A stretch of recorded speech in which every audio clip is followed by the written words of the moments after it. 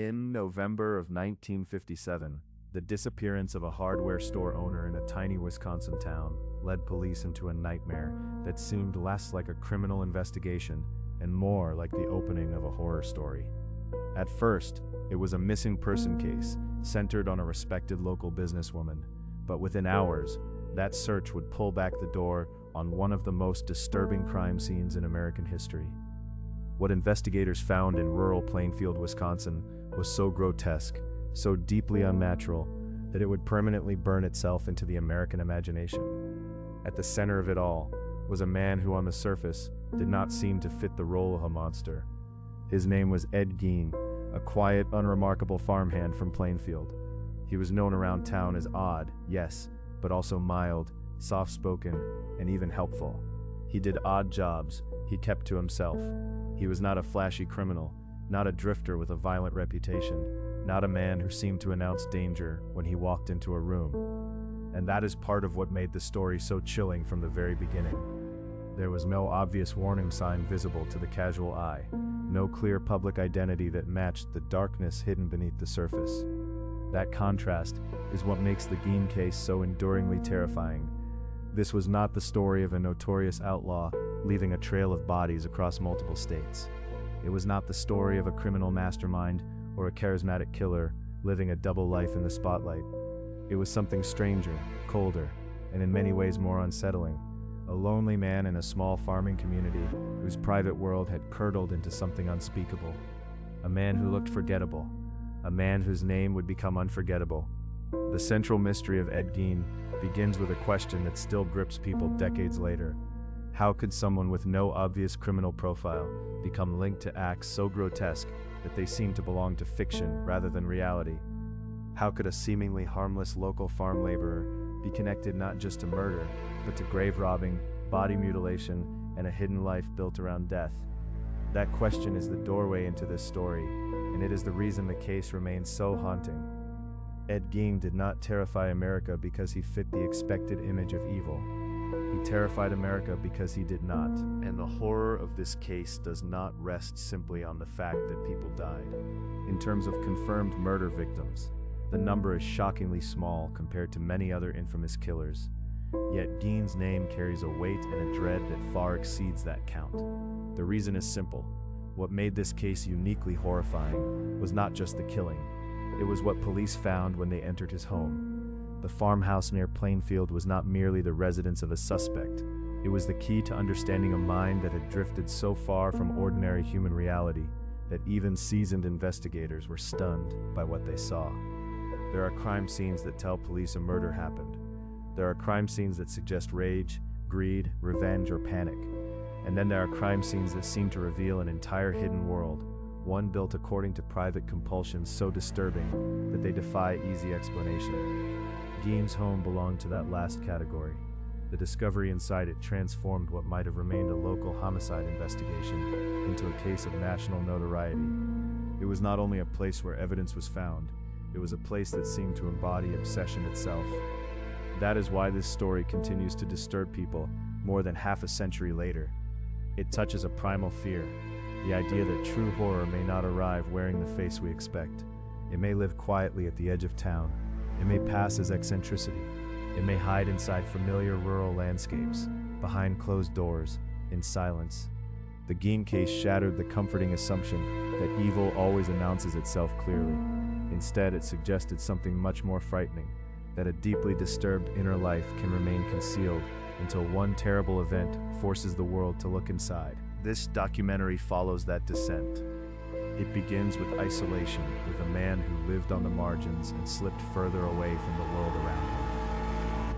It follows the obsessions that took root in private and deepened in secrecy. It traces the movement from fantasy to violation, from violation to murder, and from murder to the discovery that stunned law enforcement and horrified the country. And beyond the crimes themselves, it looks at the strange afterlife of the Ed Gein case, how this quiet Wisconsin farmer became one of the most influential figures in the history of American horror, inspiring generations of filmmakers, writers, and the public's darkest nightmares. Because Gein's legacy is not limited to the crimes that were uncovered in 1957. His case helped shape the very image of real-life horror in modern culture. Long before true crime became a genre consumed by millions, Ed Gein stood as a symbol of something especially dreadful. Not just violence, but violation. Not just death, but desecration. Not just murder, but the transformation of the home itself into a theater of psychological collapse. His name would become a kind of shorthand for the idea that the most terrifying crimes are not always the bloodiest or the most numerous, but the most bizarre, the most intimate, and the most difficult to comprehend. What happened in Plainfield became one of those rare cases where the facts alone seemed almost too grotesque to be true. Yet they were true, and they forced the public to confront a kind of criminality that did not fit neatly into any simple category. Ed Gein was not remembered as one of the deadliest killers in American history. He became infamous for a different reason. He seemed to inhabit a borderland between murder, obsession, ritual, and madness. The farmhouse investigation revealed not only evidence of crimes, but evidence of a private reality that had been shaped by compulsions few people could understand, and no one who saw the aftermath could ever forget. That is the unnerving power of this story. It begins in an ordinary place, a small town, a local business, a missing woman, a familiar face in the community. But then the floor drops out.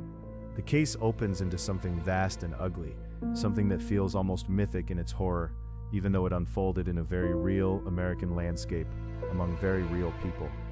The name Ed Gein still sends a chill through true crime history, because his case represents a particular kind of dread, the dread of hidden corruption, of secret lives, of domestic spaces transformed into chambers of death and obsession. And maybe that is why the case remains so potent. It was never only about a suspect. It was about revelation, about what happens when the ordinary mask slips, and behind it is something profoundly deformed, about the terrible moment when police realize they are no longer dealing with a routine disappearance, but with a scene so abnormal that it changes everyone who encounters it. A scene that rewrites the story in an instant. A scene that turns a local man into a national symbol of horror. Ed Gein's story, then, is not just the story of a crime. It is the story of a progression, from loneliness to fixation, from fixation to unspeakable acts, from secrecy to discovery, and from discovery to legend. It is the story of how one isolated farmhand from Plainfield, Wisconsin, came to embody a nightmare so powerful that it still echoes through American culture. And as this documentary unfolds, that progression will become clear, how the hidden obsessions grew, how the crimes were exposed, and how the discovery of what lay inside Gein's home ensured that his name would never fade into obscurity. Because in the end, Ed Gein is remembered not simply for what he did, but for the terrifying world he created behind closed doors. A world investigators stumbled into in 1957. A world so disturbing it would inspire books, films, and decades of fascination. A world that began in silence and ended in infamy. And it all started with the disappearance of a hardware store owner in Wisconsin, a case that seemed ordinary until police found the house of horrors waiting in the cold. Edward Theodore Gein was born on August 27, 1906, in Wisconsin. And from the beginning, the world he grew up in was bleak, tense, and deeply distorted. Long before his name became linked to one of the most infamous criminal cases in American history, he was just Ed, a shy farm boy being shaped inside a household that seemed almost engineered to produce fear, dependency, and emotional ruin. If you want to understand how the story of Ed Gein begins, you have to start not with bloodshed, but with the home that formed him. His father, George Gein, was an alcoholic who struggled to maintain steady work and stability. By most accounts, George was unreliable and weak, a man whose drinking contributed to a home life already full of strain. He was not the central force in the Gein household. That role belonged overwhelmingly to Ed's mother, Augusta. In the story of Ed Gein, her influence looms like a shadow over everything that came later. Augusta Gein was intensely religious, severe, and domineering. She did not simply raise her sons with strict values. She imposed on them a worldview rooted in fear, sin, and judgment. She preached that the outside world was corrupt and that human desire, especially sexual desire, was filthy. Women, in particular, were portrayed to Ed as immoral, weak, and dangerous. It was a message he absorbed from childhood, not as an abstract lesson, but as the emotional reality of daily life. The world beyond the family farm was not presented as a place of opportunity or connection. It was a place of temptation and decay. That kind of teaching matters. It mattered because Augusta did not merely warn Ed about the world, she isolated him from it. He grew up with very few meaningful social relationships outside his immediate family. The Geins lived on a farm near Plainfield, Wisconsin, and while rural isolation was not unusual in itself, the emotional isolation inside that house was something darker. Ed was not encouraged to build friendships, date, or develop independence. He was kept close, both physically and psychologically, under the overpowering influence of a mother who demanded loyalty and obedience. People who knew Ed later often described him as awkward, quiet, and strange, but those traits did not appear out of nowhere. He spent his formative years in a home where normal emotional development had little room to breathe. Instead of learning confidence, he learned submission. Instead of forming healthy bonds, he learned dependence. Instead of understanding women as ordinary human beings, he was taught to associate them with shame and corruption, even as his entire emotional world revolved around one woman above all others, his mother. Ed was not an only child. He had an older brother, Henry Gein, and the relationship between the family members added more tension to an already unstable environment. Henry was, by many accounts, more independent than Ed. He did not seem to accept Augusta's control as completely, and he reportedly resented the grip she held over the household. There was especially notable tension between Henry and Augusta, a clash that exposed cracks in the family's rigid structure. In a house dominated by one powerful, judgmental figure, any resistance could become a source of simmering conflict. For Ed, this likely deepened the emotional split at the center of his life. On one side was the outside world, condemned as sinful. On the other was Augusta, treated almost as a sacred authority. If Henry challenged that authority, then even inside the family, Ed was caught between dependence and instability. The household was not just strict, it was psychologically warped, built around domination, fear, and a nearly complete absence of warmth. Then came a sequence of losses that dismantled the family one by one. In 1940, George Gein died. Given his long struggles with alcohol and instability, his death removed a damaged and ineffective father figure from the home. But it did not free Ed from dysfunction. If anything, it left Augusta's influence even more absolute. 4 years later, in 1944, Ed's brother Henry died during a brush fire near the farm. His death has long attracted attention because the circumstances were suspicious. What is widely established is that Henry died in the fire and that his death removed the one family member who had shown signs of pushing back against Augusta's dominance. Whether through tension, tragedy, or both, the family circle tightened yet again. By then, the Gein household had become smaller, more enclosed, and even more emotionally claustrophobic. Then came the loss that appears to have changed everything. In 1945, Augusta Gein died after suffering a series of strokes. For most people, the death of a parent is devastating. For Ed Gein, it seems to have been something even more catastrophic, the collapse of the central structure of his entire inner life. Augusta had not merely been his mother, she had been the commanding voice of morality, identity, and emotional attachment. She had shaped his beliefs, directed his loyalties, and dominated his sense of reality. When she died, she left behind a son who had been so psychologically bound to her that normal life may have become almost impossible. Investigators and later commentators have often pointed to Augusta's death as a critical turning point, and it is not hard to see why. Ed was left alone in the farmhouse, without the figure who had ruled him and defined the emotional order of his world. Whatever fragile sense of structure he had possessed seems to have been badly shaken. In the aftermath, he did not move forward into a more functional adult life. Instead, he appears to have retreated inward. The farmhouse itself became a disturbing symbol of that retreat. Gein preserved certain parts of the house, especially the rooms associated with his mother, while much of the rest of the home was allowed to fall into neglect. That detail is one of the most revealing in the entire background of the case. It suggests not only grief, but a kind of frozen devotion. Areas linked to Augusta were maintained almost like sacred space, protected from change, while the rest of the house decayed around them. It was as if Ed was trying to hold one part of the past in in perfect suspension, while letting the rest of reality rot. That image is chilling because it captures something essential about the path that followed. This was not simply a lonely man living in a messy farmhouse. It was a man who seemed unable to let go of the woman who had controlled him, a man preserving her presence in whatever ways he could, while sinking deeper into isolation. The house reflected the split in his mind: order and reverence around the mother, neglect and deterioration everywhere else. By this point, the major foundations of Ed Gein's later infamy were already in place.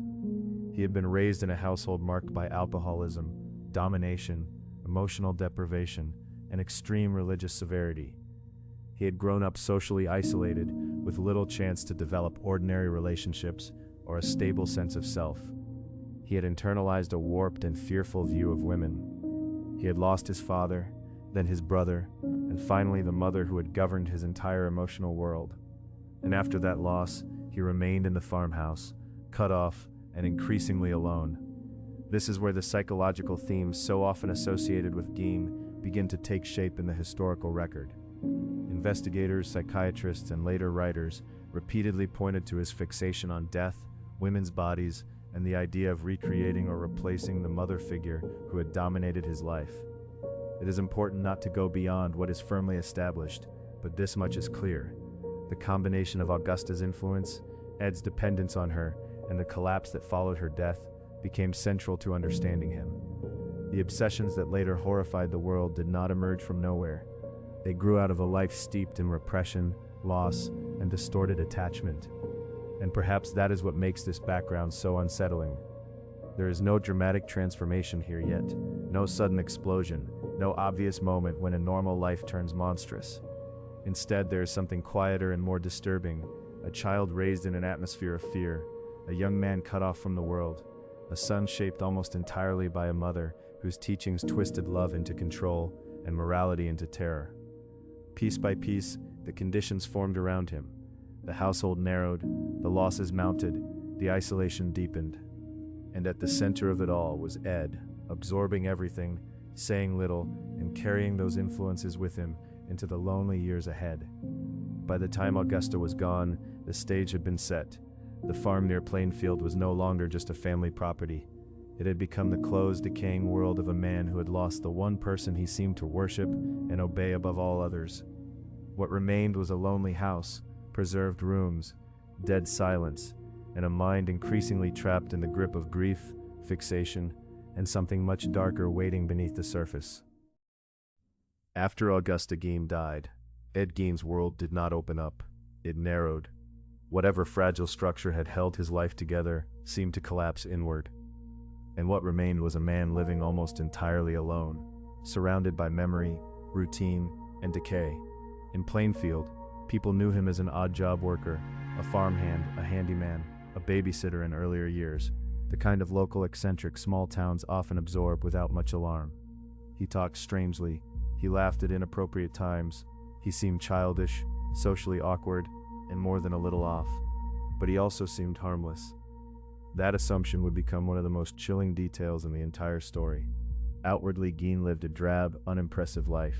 He took small jobs, kept mostly to himself, and inhabited the lonely farmhouse where his inner life was becoming more disturbed by the year. There was no obvious public transformation into a monster, no dramatic spiral visible to neighbors, no pattern of violent outbursts that warned the community what was coming. Instead, there was isolation, and inside that isolation, obsession had room to grow. Gein's interests became increasingly centered on death and the human body. He consumed material that fed those fixations, especially stories and articles involving anatomy, violence, and grave robbing. This was not a passing fascination with the morbid. It became a private orbit. Death was no longer just something that had touched his family. It became something he studied, circled, and eventually tried to possess. The human body, especially the female body, seems to have taken on a symbolic power in his mind that went far beyond ordinary criminal motive. At some point, that obsession crossed from fantasy into action.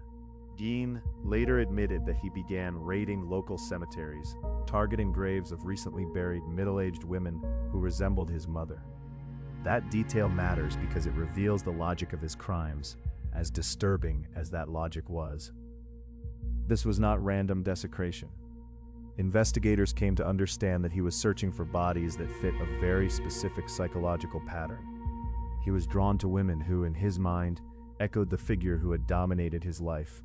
Even in death, he was trying to reclaim, reconstruct, or re-enter something tied to her. The cemetery raids were methodical enough to be deeply unnerving. Under cover of darkness, Gein exhumed corpses and removed body parts, taking them back to the farmhouse. This was not rumor or later embellishment. It was part of what he confessed to, and it was supported by what investigators found. These acts turned the case from homicide into something even more grotesque, a sustained campaign of grave desecration driven by fixation, compulsion, and detachment from the ordinary boundaries that separate the living from the dead. And what Gein did with those remains is what pushed the case into a category all its own. Investigators concluded that he used human body parts to create household objects and wearable items. The purpose was not practical. It was ritualistic, compulsive, and psychologically loaded. The pattern that emerged suggested a man trying not merely to collect but to transform, to possess, to rework the human form into something he could keep near him, control, or even symbolically become. This is one of the most disturbing elements of the Gein case because it suggests that the horror was not centered only on killing. The killings were part of a larger, stranger disturbance involving identity, embodiment, and the female body. That distinction is important. In many murder cases, motive falls into familiar categories: greed, rage, revenge, lust, power. Gein's behavior did not fit neatly into those boxes. Widely accepted interpretations of his crimes point less toward conventional sexual motive and more toward an overwhelming compulsion involving possession and transformation. He seemed driven by the need to access or inhabit a female identity through the body itself, not through relationships, not through fantasy alone, through literal physical remains. It is difficult to overstate how unnerving that realization was for investigators once the full picture began to emerge. Before the world knew any of this, however, there were disappearances. One of the two widely confirmed murder victims was Mary Hogan, the owner of a tavern who vanished in 1954. Her disappearance lingered as an unsolved mystery for years. In a small Wisconsin community, a missing tavern owner did not simply evaporate from memory. But the case did not immediately lead to Gein. He later confessed to killing her, and investigators eventually found evidence linking her remains to his crimes. That confession transformed Mary Hogan's case from a baffling local disappearance into the first confirmed sign that Gein's obsession had escalated beyond graves and into murder. Even then, the true scale of what was happening inside the farmhouse remained hidden. The second confirmed victim was Bernice Warden, the owner of a hardware store in Plainfield. Her disappearance in 1957 would become the moment everything broke open. Unlike the earlier mystery surrounding Mary Hogan, Bernice's vanishing triggered a chain of events that moved quickly, directly, and disastrously toward Gein. She was not a distant figure or a forgotten name. She was known in town, and when she disappeared, the response was immediate. By the time Bernice Warden vanished, Gein's crimes had already crossed the threshold from desecration to murder. The farmhouse was no longer just the home of a lonely eccentric. It had become the center of a private horror, fed by grave robbing, body mutilation, and the compulsive reshaping of human remains. That is what makes this phase of the story so terrifying. The murders were not isolated explosions of violence. They were woven into a broader pattern. Gein was not simply eliminating victims. He was folding them into an existing ritual world he had been constructing in secret. And that is the detail that makes Ed Gein's crimes uniquely disturbing, even among infamous true crime cases. If this were only the story of two murders, it would still be tragic and horrifying. But the deeper shock lies in what those murders were connected to. Gein's violence was embedded in a much larger system of obsession. He was not just taking life, he was collecting death. He was violating graves, dismembering bodies, and using human remains in ways that obliterated the line between person and object. In his hands, the body became material, something to preserve, alter, arrange, and wear. The sheer strangeness of that impulse is part of why his name would echo far beyond Plainfield. There is also something especially chilling about how long this remained hidden. Gein did not fit the public image of a dangerous predator. He was reclusive, peculiar, and unsettling in subtle ways, but not obviously monstrous. That mismatch between appearance and reality gives this part of the case its dreadful tension. While townspeople saw a quiet, awkward man doing odd jobs and living alone, Gein was leading a second existence shaped by cemetery dirt, decomposing remains, and fantasies rooted in the female dead. His actions reveal a progression that feels almost nightmarish in its logic. First isolation, then fixation, then trespass into the realm of death, then repetition, then experimentation, then murder. Step by step, what began as morbid obsession appears to have evolved into a complete collapse of ordinary human limits. Gein was not just fascinated by the dead, he was trying to use them, to make something from them, to solve through desecration and violence some private torment he could never articulate in any sane or acceptable form. Mary Hogan and Bernice Worden are the two victims firmly established in the historical record, and that matters because Gein's legend has often been exaggerated. The facts are horrifying enough without inflation. His notoriety does not come from a high body count, it comes from the grotesque nature of his acts and from the psychological abyss they seem to expose. Grave robbing alone would have made him a deeply disturbing criminal. Grave robbing combined with body mutilation and the confirmed murders of two women made him something much rarer and more unforgettable, a killer whose crimes seemed to emerge from a warped inner theater of loss, fixation, and bodily transformation. What was unfolding in those years after his mother's death was not random madness. It was a pattern, a deeply pathological one, but still a pattern. Gein sought out women who resembled Augusta. He removed bodies from graves. He brought body parts home. He fashioned items from human remains. And somewhere in that progression, the dead were no longer enough. The line between exhumation and homicide disappeared. Murder became another means of obtaining what obsession demanded. That is the terrifying heart of this chapter in the story. Ed Gein's crimes did not suddenly appear full-formed when police finally discovered his secrets. They had been building quietly, in darkness, in a farmhouse hidden behind the ordinary rhythms of rural life. By the time the world learned his name, the transformation had already happened. The lonely farmhand had become something far more frightening than a murderer alone. He had become the architect of a private world built from stolen bodies, female remains, and a compulsive need to reshape death into something he could own. And all of it was still waiting to be found.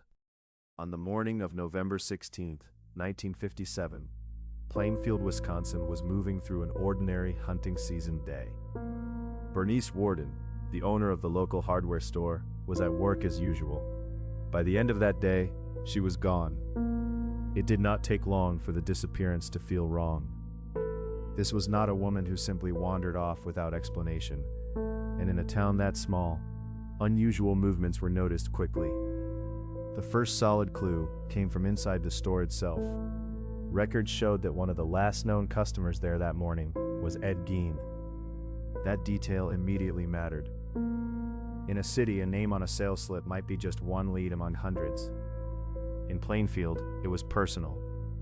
People knew one another. They knew who was local, who had been in town, who seemed odd, and who did not fit neatly into ordinary life.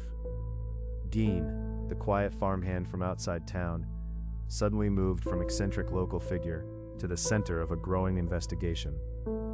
What made the situation even more painful was who helped drive those first investigative steps. Bernice's son was Deputy Sheriff Frank Worden. This was no abstract case file for him, it was his mother. From the beginning, the investigation carried an emotional charge that is hard to overstate. Officers were not just searching for a missing shopkeeper. They were searching for the mother of one of their own. Law enforcement followed the lead to Gein's property near Plainfield, an isolated farm that already had a reputation for being bleak and neglected. When officers arrived and began searching, they were looking for Bernice Worden. What they found instead launched the case instantly, from missing person inquiry into something far darker. In a shed on the property, officers discovered Bernice's body.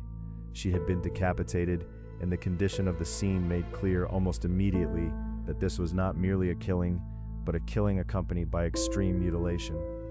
Whatever uncertainty had existed up to that moment vanished. This was now a homicide investigation, and a horrifying one. But the nightmare was only beginning. Once law enforcement moved into the farmhouse itself, the true scale of the horror started to emerge. The interior revealed a world that seemed less like a home than a private chamber of death. Investigators found items made from human remains, evidence not only of violence, but of systematic desecration.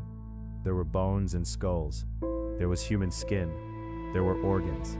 What made the discovery so shocking was not just the presence of body parts, but the way they had been incorporated into ordinary objects, as though Gein had remade parts of his environment using the dead. Among the most widely documented findings were bowls fashioned from skull caps. Chairs had been upholstered with human skin. Investigators also found masks made from human faces. These were not fleeting traces of a hidden crime. They were physical objects, preserved inside the home, confronting officers at close range. The effect on the men who entered that house has echoed through every retelling of the case ever since. This was not a single act of murder hidden in panic or haste. It was a sustained, deliberate construction of a grotesque inner world. The farmhouse delivered horror in layers. Each room, each object, each new discovery deepened the sense that Gein had been living inside a reality of his own making, one built around dismemberment, collection, and reconstruction. For investigators, the scene forced a realization more chilling than the murder itself. Bernice Worden's death was not an isolated burst of violence. It was part of something larger, something already in progress long before police ever stepped through the door. As the search continued, officers found body parts linked to Mary Hogan, the Plainfield tavern owner who had vanished back in 1954. Her disappearance had lingered for years without resolution. Now, inside Gein's home, investigators found the grim answer. The old mystery of Mary Hogan's case was no mystery anymore. It had been connected all along to the man living quietly out on that lonely farm. That discovery widened the investigation immediately. Gein was no longer only the prime suspect in Bernice Worden's murder. He was now tied to an earlier disappearance that had haunted the community. In one day, a missing hardware store owner case had exploded into a double murder investigation, surrounded by evidence of body desecration on a scale few officers had ever imagined. And still, what set this case apart was not just the link to two killings. Murder cases, tragic as they are, follow grim patterns familiar to investigators. The Gein farm did not. What police encountered there suggested a sustained obsession with the human body itself. The home had become a physical expression of that obsession. Human remains were not merely hidden. They had been transformed into objects and preserved within Gein's living space. The farmhouse stood as evidence of a bizarre private logic, one revolving around death, violation, and the remaking of the body into keepsakes, tools, and decorations. It is difficult to overstate how shattering that must have been for the officers on scene. They had entered in search of one woman. What they found instead suggested years of unthinkable acts carried out in secrecy. The place was not simply a location where crimes had happened. It was a complete environment shaped by those crimes. Every new item recovered pointed to the same disturbing truth. Gein had built a world in which the dead were not left buried, and the boundary between corpse and household object had collapsed. Ed Gein himself was not found barricaded in the house, nor did he launch some dramatic standoff. He was arrested nearby in West Plainfield. By all widely accepted accounts, he was calm and cooperative when taken into custody. That detail only added to the unease. There was no wild chase, no cinematic outburst, no obvious external sign equal to the monstrosity of what had been found. The contrast between the scene on the farm and Gein's demeanor in custody remains one of the most unsettling features of the case. During questioning, Gein confessed to the killings of Bernice Worden and Mary Hogan. He also admitted to numerous cemetery raids. Those admissions helped investigators make sense of what they had seen inside the farmhouse. Not all of the human remains there came from murder victims. Many had been taken from graves. That distinction mattered, both legally and historically, because rumors would later swell the case into something even larger and bloodier than the evidence supported. And rumors came fast. Once news of the farmhouse discovery spread, the public imagination exploded. Stories grew more lurid with every retelling. In the years that followed, Gein's name would become wrapped in exaggeration, and the number of killings attributed to him would often be inflated wildly. But the widely accepted historical record remains much narrower. Only 2 murders are firmly attributed to him, Bernice Worden and Mary Hogan. The rest of the horror came from grave robbing, mutilation, and the grotesque use of human remains. That truth is important because it explains why the Gein case hit the public with such unusual force. This was not a story of a perfect murderer leaving a long trail of known victims. It was in some ways stranger and more frightening than that. The terror came from the discoveries themselves, from what police physically found inside the home, from the revelation that a man living on the edge of an ordinary Wisconsin community had been collecting, preserving, and repurposing parts of the dead. Investigators confronting that scene were not just processing a homicide. They were entering a place where the normal order of life and death had been grotesquely rearranged. A farmhouse in rural America had been transformed into one of the most infamous crime scenes in the nation's history. And at the center of it all was Ed Gein, a local man, outwardly unremarkable, now tied by evidence, confession, and the contents of his home to 2 murders and repeated violations of the grave. The investigation had begun with a missing woman and a single name in a store record. Within hours, it had uncovered a reality so horrifying that it would permanently alter American true crime history. What officers found on that farm near Plainfield was not only evidence, it exposed a hidden life organized around death and desecration, concealed behind the appearance of rural solitude and harmless oddness. The discoveries answered the immediate question of what had happened to Bernice Worden, but they also opened a far darker one. How long had this private nightmare been unfolding in silence before anyone finally stepped inside and saw it for what it was? What Ed Gein told investigators only deepened the nightmare. Once he began talking, the picture that emerged was not of a conventional killer chasing money, revenge, or even straightforward sexual gratification. It was something stranger, colder, and much harder to process. Gein described slipping into graveyards at night, drawn to fresh burials. He said he would open graves and remove bodies, especially those of middle-aged women who reminded him of his mother. That detail hit investigators with unusual force. This was not random desecration. It suggested selection, ritual, and a deeply personal fixation operating beneath every act. As Gein explained himself, the logic was grotesque, but disturbingly consistent. He was not simply collecting remains, he was using them. He admitted to making objects from body parts and skin, transforming the dead into items that served a private psychological purpose. The most horrifying detail, and the one that lodged itself permanently in the public imagination, was his description of a so-called woman suit, made from human skin. To later audiences, that image would become almost mythical in its power, but at the time it was terrifying for a simpler reason. It seemed to reveal a man trying in some deeply broken way to cross into another identity. It pushed the case beyond murder and grave robbery into something more unnerving, a collapse of the boundaries between body, self, memory, and obsession. That is why Ed Gein's case has always occupied such a disturbing space in criminal history. The horror was not just what he did, it was what those acts seemed to mean. Psychiatrists and commentators have returned again and again to the same core themes: pathological grief, maternal fixation, identity disturbance, extreme social isolation, and a chilling detachment from ordinary moral boundaries. Gein's mother loomed over every interpretation of the case. Her influence on him was so overwhelming and so destructive that many saw his later crimes as growing out of an inability to separate his own identity from the values, fears, and obsessions she had implanted in him. He was not merely mourning her, he appeared trapped inside the psychological wreckage she left behind. His mental world seemed organized around impossible wishes: to restore what had been lost, to possess the female body, to erase the difference between himself and the women he fixated on, and above all, to reconnect with a dominating maternal figure that had shaped his entire life. This is what makes the Gein case so uniquely haunting. There is something awful about a murderer acting from greed or rage, but at least those motives are recognizable. Gein's motives felt buried in a place so distorted that they seemed almost alien. The body became his language. Skin, bones, and remains became the raw materials of an obsession rooted in death, longing, and fractured identity.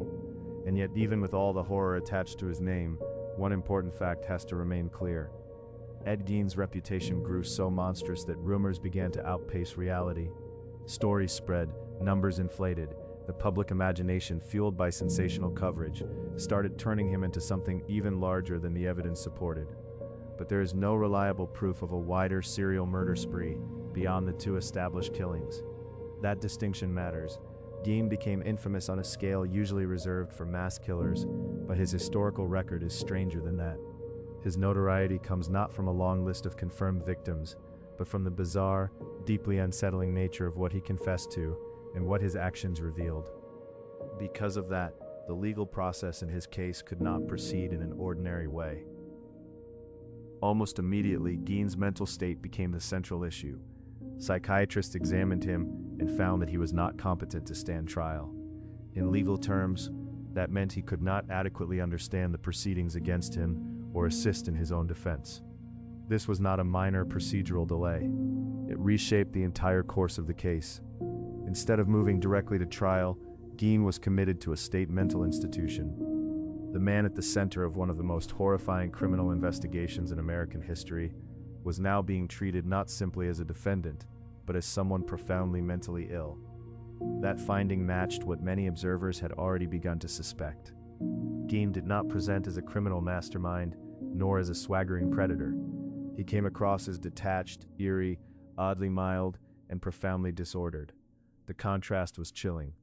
Here was a man capable of acts so ghastly they seemed to belong in fiction, yet psychiatrists were confronting someone whose mental life appeared fragmented and deeply impaired. The legal system had to wrestle with a disturbing question. How do you judge a man whose crimes are clear, but whose mind appears so broken that ordinary standards of responsibility become harder to apply? For years, that question kept the case suspended in a kind of grim limbo. Gein remained institutionalized, while doctors and courts considered whether he could ever be tried. The delay only added to the mythology surrounding him. His farmhouse had already burned itself into the public imagination, and now the man behind it seemed locked away in another kind of darkness, studied rather than sentenced. But eventually, after years of confinement, the state determined that he was competent to stand trial. That trial finally came in 1968, and it focused on the murder of Bernice Worden. By then, Gein's name had become synonymous with real-life horror, but the courtroom still had to deal with the case in precise legal terms. Not with rumors, not with the legends that had grown around him, with one charge, one defendant, and the question of criminal responsibility. The result captured the strange duality at the heart of the Gein case. He was found guilty of the murder, but he was also found legally insane at the time of the crime. That verdict sounds contradictory, only if insanity is confused with innocence. In law, it means something narrower and more unsettling. The court accepted that Gein had committed the act, but also accepted that his mental illness was so severe that he could not be held fully criminally responsible in the ordinary sense. So he was not sent to prison. Instead, he was committed to a state mental hospital. That ending was fitting in a dark and uncomfortable way. A prison sentence would have treated Gein as a rational predator who chose evil with a clear mind. The insanity finding reflected something more disturbing, that his crimes emerged from a psyche so disordered that punishment alone did not make sense. The state responded by placing him where he would spend the rest of his life under psychiatric custody, removed from the world that had once seen him as merely an odd local farmhand. He was first held at Central State Hospital, one of Wisconsin's major psychiatric institutions, and later transferred to Mendota Mental Health Institute. There he remained for the rest of his life, no longer a mystery to the law, but never fully explainable in any deeper sense. Decades passed, the headlines faded, new monsters entered public consciousness. But Gein endured as a uniquely unsettling figure because the facts of his case never lost their power. They did not need exaggeration. They were already bad enough. In 1984, Ed Gein died in state custody from respiratory failure caused by lung cancer, with heart failure also reported. He had outlived the farmhouse, outlived the trial, and outlived the first wave of national fascination with his crimes. But death did not bring closure in the normal way. There was no simple moral ending, no satisfying sense that a riddle had been solved. Gein had been classified, examined, tried, confined, and eventually buried. But what made him so frightening was never fully reducible to a diagnosis or a verdict. That is the contradiction that keeps his story alive. To the people who knew him casually, he had seemed odd but polite, a quiet man who drifted through town and through other people's lives without setting off obvious alarms. He did not fit the popular image of a theatrical killer. He looked ordinary enough to be overlooked.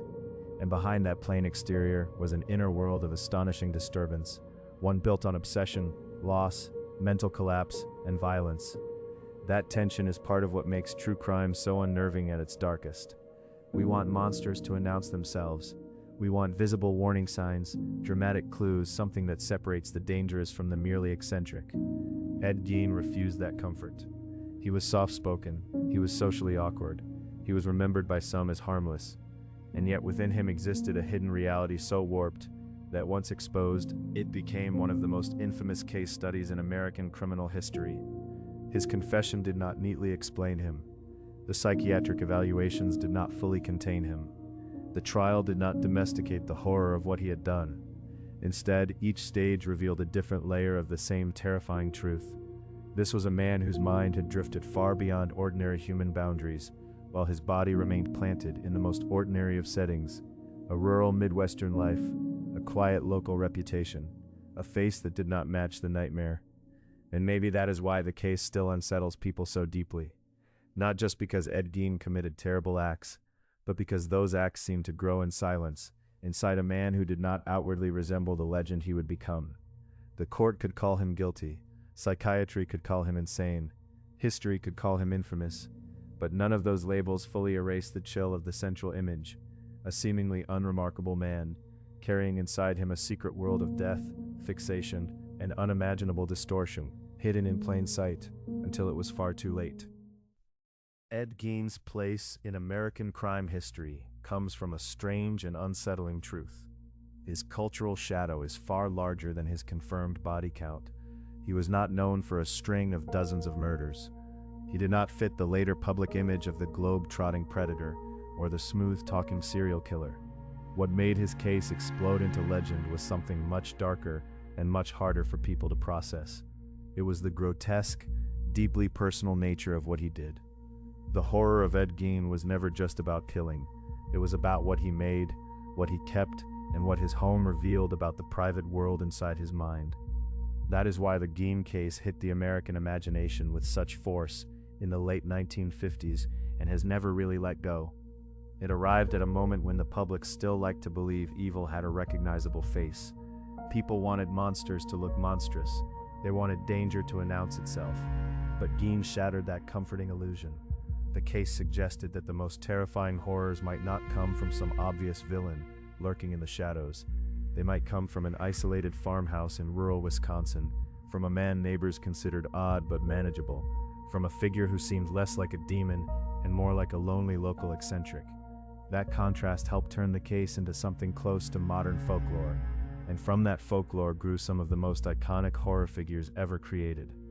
The influence of Ed Gein on popular culture is enormous. His crimes helped inspire Norman Bates in Psycho, Leatherface in the Texas Chainsaw Massacre, and Buffalo Bill in The Silence of the Lambs. These are three of the most memorable and deeply disturbing characters in American film history, and all of them carry some trace of Gein's legacy, not because they are literal depictions of him, but because Gein provided a template for a new kind of horror villain, the damaged, secretive figure whose violence is entangled with identity, the body, and the home. Norman Bates, created by Robert Bloch and immortalized by Alfred Hitchcock's film adaptation, drew on the atmosphere of the Gein case more than on a direct recreation of the man himself. Bloch lived in Wisconsin and was struck by the idea that someone capable of such appalling acts could live in an ordinary rural community without public detection. In Norman Bates, that concept became unforgettable. A quiet, awkward man living under the psychic domination of his mother, hiding madness behind a facade of nervous politeness. Psycho did not copy Gein's biography point by point, but it clearly absorbed the central dread of the case.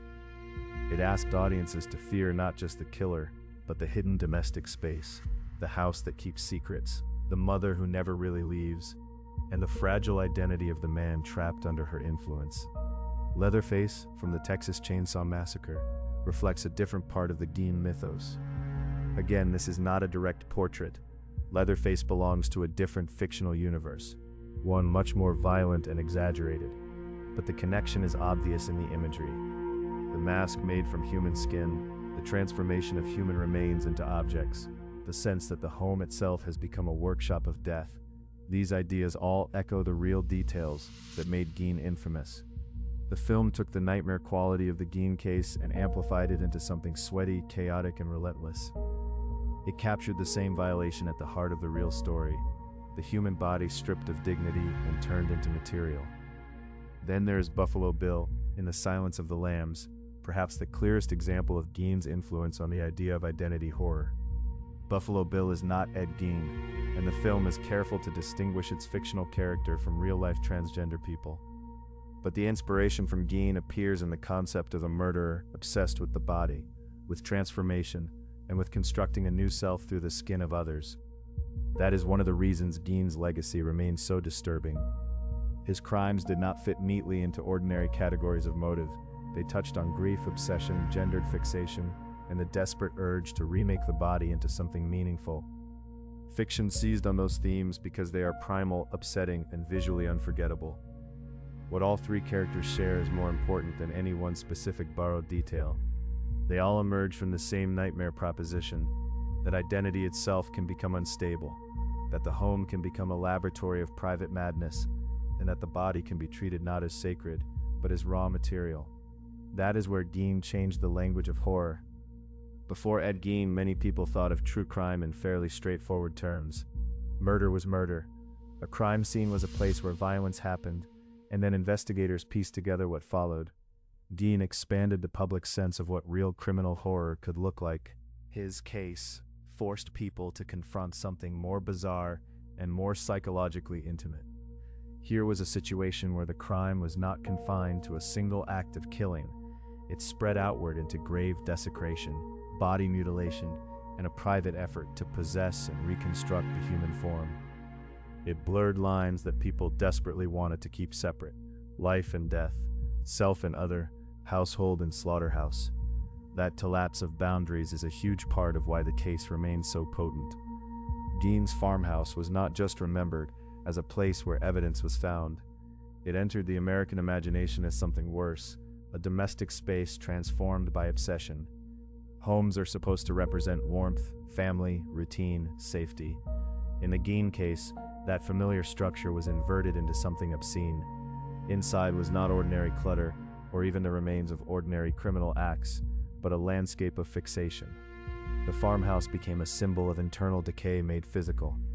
It was a map of compulsions that had escaped all social limits and settled into the very furniture, walls, and objects of daily life. That image has haunted horror ever since.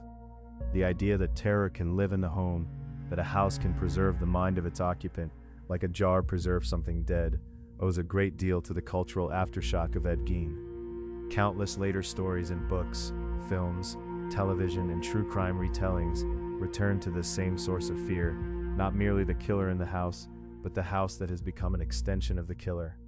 And yet Gein's legacy is not only cinematic, it also changed how the public talks about criminal deviance and mental disturbance.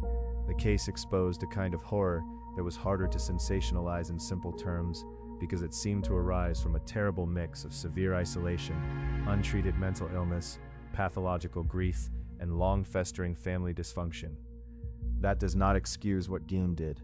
It does, however, explain why the case continues to fascinate investigators, writers, psychologists, and audiences decades later.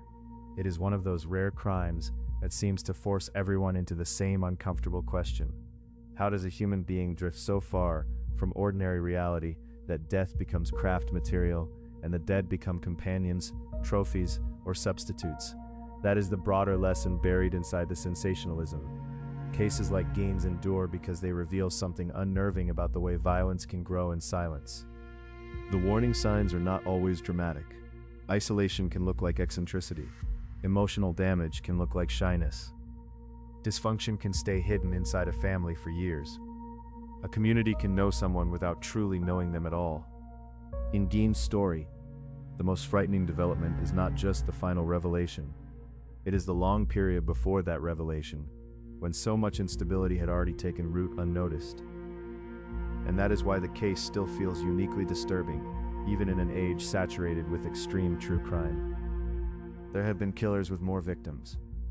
There have been crimes with greater scale, more bloodshed, more elaborate conspiracies, more prolonged public manhunts.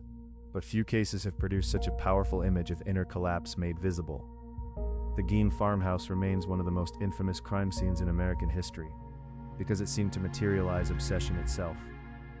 Investigators did not simply discover evidence of murder, they discovered a private reality organized around death. That distinction matters. Many notorious killers leave behind victims.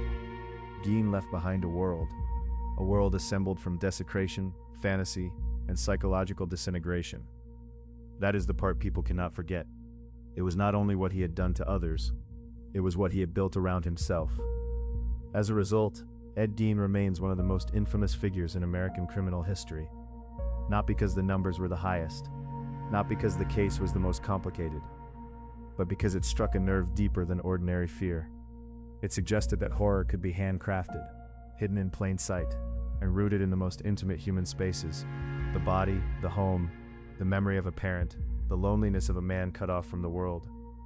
Even now, his name functions almost like a shorthand for a certain kind of real-life nightmare.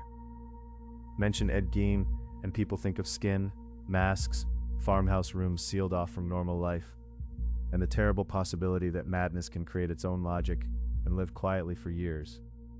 They think of the gap between outward harmlessness and inward ruin.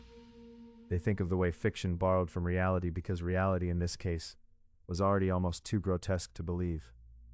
That is his legacy. A case that permanently altered horror, reshaped true crime, and proved that the most enduring nightmares are not always the ones with the highest body count. Sometimes they are the ones that reveal, all at once, the terrifying world a person has been building in secret.